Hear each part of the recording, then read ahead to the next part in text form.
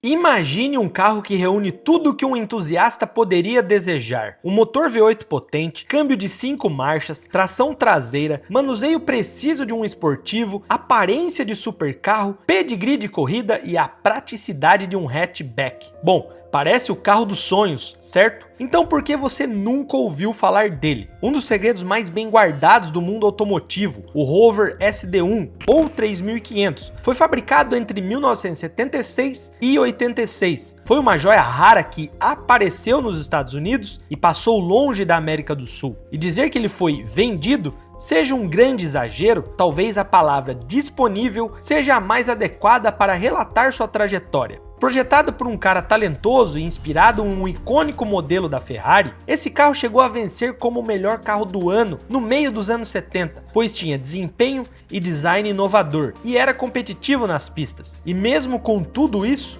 bom, como dizem a nova geração, flopou. Mas como então um carro que tinha tudo para se tornar um ícone acabou se tornando um fracassado? Um carro que deveria estar no panteão dos grandes, mas acabou sendo descartado, jogado ao esquecimento. Hoje, a história de um carro que supostamente prometeu tudo e entregou tudo e nada ao mesmo tempo. Bom, que o mundo automotivo é cruel, a gente já sabe, mas será que esse personagem de hoje merecia ser vitimado? Pois bem, hoje te conto sobre o Rover 3500, o esquecido melhor carro. A década de 70 foi um período de grandes transformações e eventos marcantes em várias esferas ao redor do mundo. No cinema, filmes que se tornariam clássicos eternos, como Rock, estrelado por Sylvester Stallone, um lutador improvável que venceria as adversidades.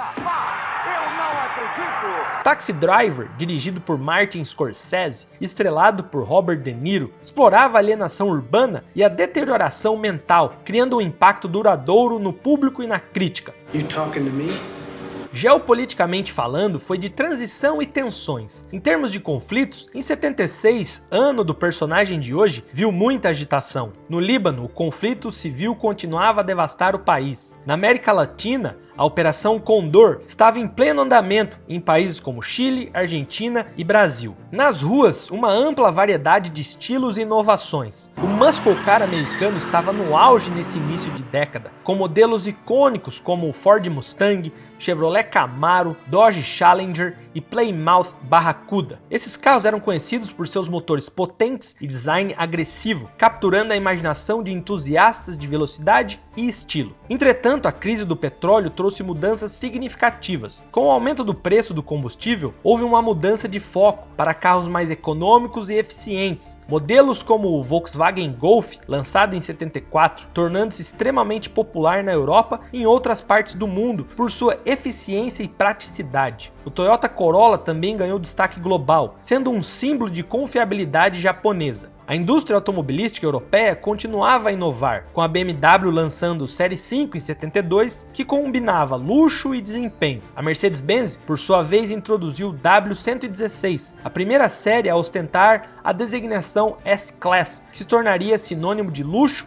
e engenharia de ponta. Anos marcados também por mudanças tecnológicas e regulamentares. A introdução de normas mais rigorosas de segurança e emissões, principalmente nos Estados Unidos, forçou montadoras e fabricantes a adaptar seus designs e tecnologias. Isso levou ao desenvolvimento de motores mais eficientes e sistemas de segurança aprimorados, como airbags e zonas de deformação. E é nesse contexto todo cultural, criativo e tecnológico, com inovações e adaptações, que a British Leyland e a Land Rover se cruzaram. Primeiro, vamos entender a British Leyland Motor Corporation, frequentemente abreviado como British Leyland. Foi fundada em 1968 através da fusão de duas grandes entidades automotivas britânicas, a British Motor Corporation e a Leyland Motors. No auge de sua existência, a British Leyland era uma gigante industrial, controlando quase 40% do mercado automotivo britânico. O conglomerado englobava uma vasta gama de marcas icônicas, incluindo Austin,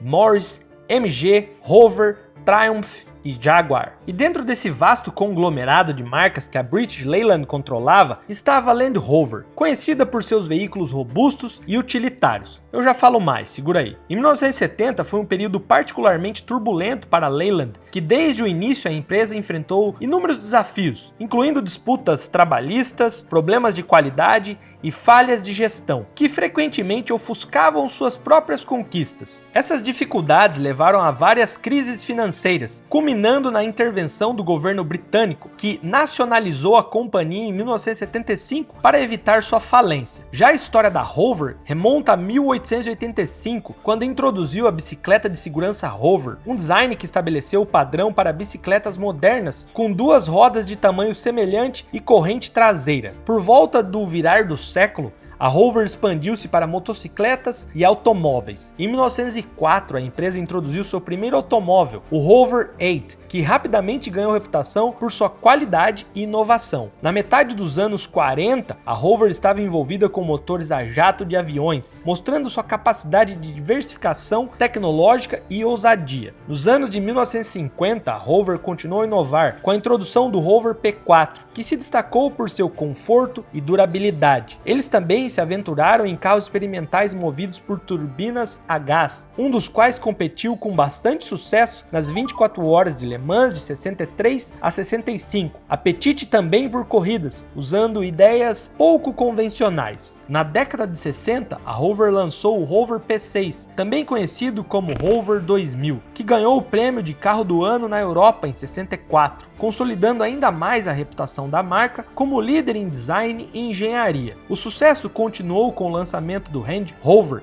em 1970, o primeiro SUV de luxo do mundo, que combinava capacidades off-road com conforto e sofisticação de um carro de luxo, estabelecendo um novo segmento no mercado automobilístico. E durante esse tempo, a Rover fazia parte desse tal conglomerado. Isso uniu os dois lados, combinando a inovação da Rover com a diversidade de marcas que estavam sob o guarda-chuva da British Leyland. Apesar de sua reputação por fabricar carros de rua de alta tecnologia e prestígio, comparáveis aos Rolls-Royce e Jaguares, havia uma crescente demanda por mais potência, especialmente dos compradores de carros de luxo nos Estados Unidos. A resposta a essa demanda, a Rover, foi motivada a buscar um motor V8. Em 1963, o diretor executivo da Rover estava em Wisconsin, tentando vender motores de turbina a gás ou diesel da Rover para a Mercury Marine, destinados a arrastões de pesca. Durante essa visita, ele viu um pequeno motor V8 no chão, um Fireball V8 de um Buick Skylark. Esse motor, descontinuado pela GM, era famoso por ser o primeiro V8 totalmente em alumínio da América e lançou as bases para o primeiro motor automotivo turboalimentado de produção em massa. Além disso, ele impulsionou o carro de Fórmula 1 da Brabham, campeão de 1966. E você, que além de curtir nossas histórias e principalmente camisetas com estilo para demonstrar sua paixão por automobilismo, a loja Autofans é o destino certo para quem vive e respira motores. A Autofans Store se destaca por desenvolver produtos pensados por e para entusiastas do automobilismo, pois eles são fãs assim como nós. Tem uma variedade de camisetas e moletons estampados com a mais avançada tecnologia DTF de 2024, garantindo qualidade e conforto quando você sair ali pro rolezão. Roupas duráveis, confortáveis e já são 3 anos no mercado. A Autofans já atendeu mais de 25 mil pedidos com mais de 500 produtos à sua disposição. Então, se você me permite uma sugestão, meu torcedor caro, vai pelo menos dar uma olhada. Eu tenho certeza que você vai gostar de muita coisa que tem por lá. Por isso, eu já deixei um link na descrição direto para o site da loja e também tem um cupom de desconto para você que curte o nosso trabalho aqui. Apesar da General Motors ter descontinuado seu V8 de alumínio devido aos altos custos de produção, esse motor era compacto, tinha boas dimensões, apenas 1 polegada a mais do que o motor de 4 cilindros de 2 litros e pesava apenas 5,5 a mais, tornando-o ideal para veículos da Rover. Determinada a adquiri-lo, a Rover negociou um acordo de licenciamento com a GM, que inicialmente duvidou duvidava do apelo do motor de alumínio descartado. Eventualmente, a Rover obteve 40 motores completos, além dos projetos e planos, pagando uma taxa relativamente abaixo do que valia. Quando a GM tentou recuperar o projeto, a Rover concordou em construir motores para eles por $2.100 cada um, apesar de custar apenas $400 a Rover para produzi-los. O Rover V8 tornou-se um elemento essencial dos sedãs da Rover no final dos anos 60. Coincidindo com as dificuldades financeiras da empresa, a Rover e a Triumph, antes rivais, estavam agora sob o mesmo guarda-chuva, com planos de substituir seus sedãs por um único modelo, inicialmente chamado de RT1, que posteriormente foi renomeado para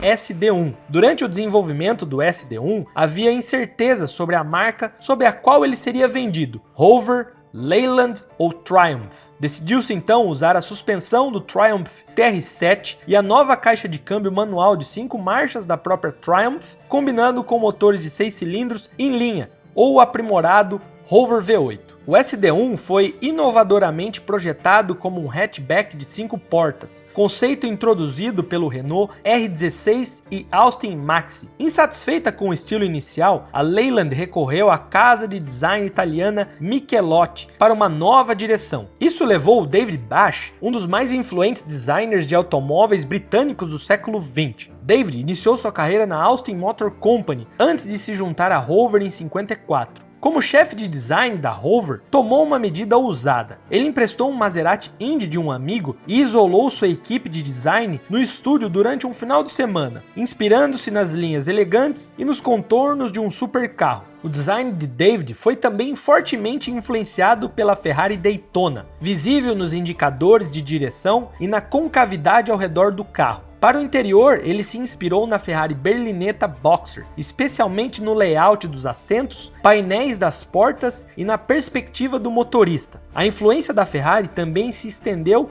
aos instrumentos, com fontes, agulhas e aros pretos que ecoavam ao estilo da marca italiana. Em 1976, o Rover SD1 chegaria ao mercado.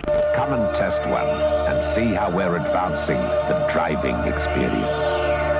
Levando para casa praticamente todos os prêmios possíveis e superando gigantes como Mercedes W123, BMW E24, Audi 100, Porsche 924 e Volkswagen Golf para ganhar o prestigiado Prêmio de Carro Europeu do Ano. Os críticos foram unânimes em seu entusiasmo, com avaliações quase beirando o exagero. De fato, uma revista britânica da época afirmou: o hino de louvor foi tão intenso que o leitor proverbial do espaço sideral poderia pensar que o novo Rover 3500 seria o único carro produzido no planeta Terra. Que viagem é essa, véi? Fica tranquilo, eu também não entendi nada e tive que ler. E você que gosta de comentar, tá lendo o roteiro? Saiba que eu escrevo os roteiros desse vídeo. Quem não gostar, se lasque. Enfim, o Rover SD1 apresentava bancos traseiros rebatíveis, sua quinta marcha era a mais longa do mercado, proporcionando eficiência de combustível comparável a carros com metade de sua cilindrada, equipado com suspensão traseira autonivelante que suavizava os solavancos na estrada sem esforço. Com direção que exigia apenas 2,7 voltas, rivalizava com a responsividade dos Porsches da época. Seu design marcante combinava o apelo exótico de Ferraris, Maseratis e Mercedes, enquanto seu desempenho superava até mesmo de um Corvette básico, tornando um verdadeiro foguete de sua era. E obviamente, depois desses fatos todos, seria praticamente inevitável não ir às pistas de corrida. Em 1980, o Rover SD1 foi permitido no British Saloon Car Championship, graças a um ajuste nos regulamentos permitindo motores de até 3,5 litros. Com seu design aerodinâmico e eixo traseiro eficiente, o grande motivo para entrar no mundo das corridas, o SD1, desenvolvido por John Davenport e a David Price Racing, teve um início promissor, vencendo em Brands Hatch e conquistando o Empire Trophy. Em 81, o SD1 continuou a ter sucesso, obtendo 6 vitórias em 11 rodadas, estabelecendo-se como um competidor sério no circuito. Em 82, a introdução do modelo Vitesse, elevando ainda mais o desempenho do SD1. Esse modelo apresentava suspensão mais rígida, injeção de combustível e um spoiler traseiro funcional que gerava downforce, aumentando significativamente seu desempenho. O carro dominou as competições, levando o título geral da classe. O sucesso do SD1 foi pavimentado por uma parceria com o Tom Walkinshaw Racing, que duraria até 86. Mas melhorias no Vitesse só chegariam às pistas em 83, quando o SD1 dominou completamente a temporada com 290 cavalos, vencendo todas as rodadas e alcançando uma vitória notável no RAC Tourist Trophy. Entretanto, em junho de 83, uma reclamação da BMW sobre irregularidades nos arcos das rodas e peças não homologadas resultou na desclassificação do SD1. O longo inquérito, que durou até a temporada de 84, levou à retirada da equipe Rover do campeonato britânico de carros de salão no meio da temporada. A partir de então, os carros de trabalho SD1 competiram apenas na European Touring Car Series, marcando o fim de uma era significativa para o modelo, e mesmo após as controvérsias do ano anterior, o SD1 continuou a competir. Andy House conquistou o campeonato britânico de 84 com um SD1 privado. Na Europa, enfrentou os Volvos turboalimentados, que usaram táticas controversas de homologação. Porém, a Rover manteve sua integridade nas competições. Em 85, o Volvo dominou, mas em 86, o Vitesse Twin Plenum, desenvolvido pela Lotus, melhoraria o desempenho do carro, resultando em várias vitórias. O SD1 garantiu vitórias em Monza, Donington Park e no RAC, além de um segundo lugar em Estoril. Porém, em 86 foi marcado por protestos e irregularidades. Apesar disso, o SD1 venceu o campeonato alemão DTM, superando o Mercedes Cosworth 190E. Tanto o Rover quanto o Volvo decidiram não retornar para a temporada de 87. Mas voltando ao desempenho nas ruas, no cenário automotivo diário em 1976, o SD1 estreou modestamente como uma versátil perua familiar. No Reino Unido, tornou-se imediatamente um sucesso estrondoso, com listas de espera. Demorou 4 anos para o Rover SD1 chegar à América e, quando finalmente chegou, as críticas foram, digamos, exageradas. A revista Road and Track o saudou como impecável, sugerindo que, com base em seu preço, desempenho, dirigibilidade, estilo, conforto e acabamento geral, ele deveria se sair muito bem no mercado americano. No entanto, havia uma ressalva significativa. O sucesso do carro dependeria, em última análise, dos padrões de controle de qualidade. Infelizmente, foi precisamente esse aspecto que levou à queda do Rover SD1. Sua falta de confiabilidade tornou-se lendária. Um autor da Automobile Magazine não poupou palavras, descrevendo o maior adversário do novo Rover era sua péssima qualidade de construção, que, segundo ele, só poderia ser resolvido pelos gestores, sindicalistas e fornecedores britânicos. E o mais irônico, quem escreveu a crítica era proprietário de um SD1. Em contraste, anos antes, políticos e membros da realeza preferiam Rovers. Agora nem mesmo a primeira-ministra, Margaret Thatcher, queria lidar com o veículo pobre em qualidade. Para ela, o novo Rover personificava todas as falhas de manufatura britânica. Ela chegou ao ponto de garantir que o Ministério da Defesa comprasse uma dúzia de P5s pretos, mas nunca um SD1. A revista Autocar do Reino Unido ecoou sentimentos semelhantes, criticando o acabamento ruim do carro na entrega. Para um veículo com preço de quase 5.000 libras na época, a qualidade foi considerada absolutamente patética. Isso não era apenas sobre pequenas folgas nas chapas entre partes, mas também o fato da corrosão rápida e o descascamento da pintura, além de não lidar bem com o clima britânico, problemas graves com a temperatura ao seu redor. Um testador de carros britânico resumiu isso de maneira britânica. Abre aspas. Sempre que o ar era usado, esse chuveiro caro entrava em ação. Tivemos que suportar janelas embaçadas e pés frios e molhados. E aqui está a reviravolta. Ele desligou o ar e o problema desapareceu. Acontece que o SD1 não possuía um sistema de ventilação de ar forçado. Quando você desligava o ventilador, o fluxo de ar praticamente parava. Ironicamente, uma das outras inovações do SD1 visava manter as soleiras laterais livres de ferrugem, forçando o ar a passar por elas para secar qualquer água. O conceito parecia bom no papel, mas não funcionava na prática. Que merda, hein? Tudo o que discutimos até agora diz respeito ao modelo 3500, a versão confiável de 3,5 litros. Mas houve outros modelos, nenhuma das quais apresentava um motor Rover, porém todas sob o guarda-chuva da British Leyland. Essas variantes turboalimentadas, interresfriadas, foram prejudicadas por burocracia, medidas de corte de custos e disputas trabalhistas. O ambiente nos bastidores era caótico e disfuncional. Era tão profundo que mesmo começar do zero um projeto não garantiria um bom carro, o que foi precisamente o que aconteceu com o SD1. A parte mais triste é que o carro poderia ter sido, com base em sua engenharia, um grande sucesso. E o que aconteceu foi totalmente o oposto.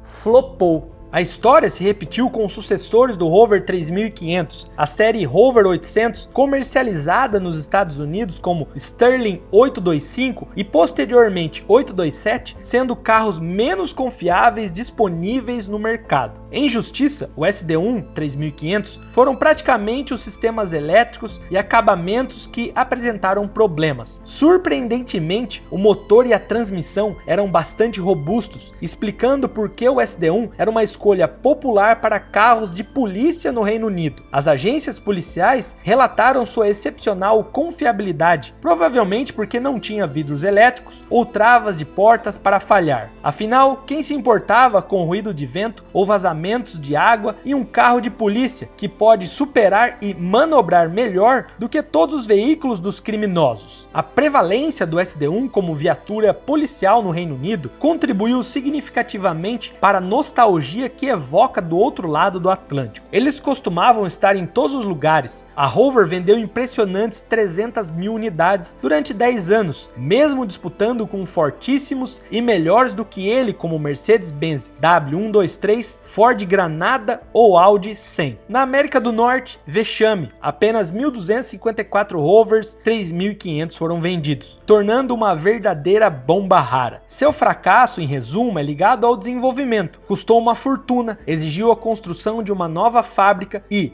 quando o dinheiro das primeiras vendas começou a entrar, não devolveram ao projeto, visando aumentar a qualidade em todos os aspectos de um carro desse calibre. A falta em gerar lucros significativos deixou a British Leyland sem recursos para investir na realidade que tinha em mãos. Em fevereiro de 1978, Michael Edwards disse em uma conferência de revendedores: a linha Rover SD1 exemplificou o melhor e o pior da British Leyland. Os carros em si são campeões absolutos e a inveja de muitos no setor automobilístico. Gastamos 95 milhões de libras desenvolvendo o carro e construindo uma nova fábrica, a mais moderna da Europa, para produzi-lo. E o que aconteceu? Tivemos alguns dos piores problemas de produção e qualidade de toda a empresa, enquanto os clientes literalmente batiam na porta do showroom para fazer pedidos. Depois de 6 meses, perderam o interesse e alienamos nossos clientes. É isso que eu chamo de desejo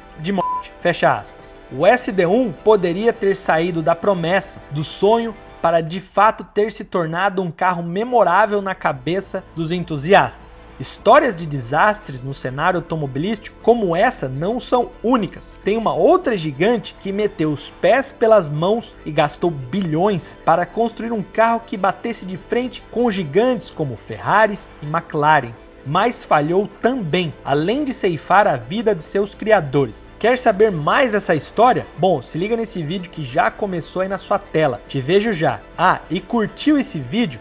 Bom, cogite virar membro aí do canal, ajuda a gente demais.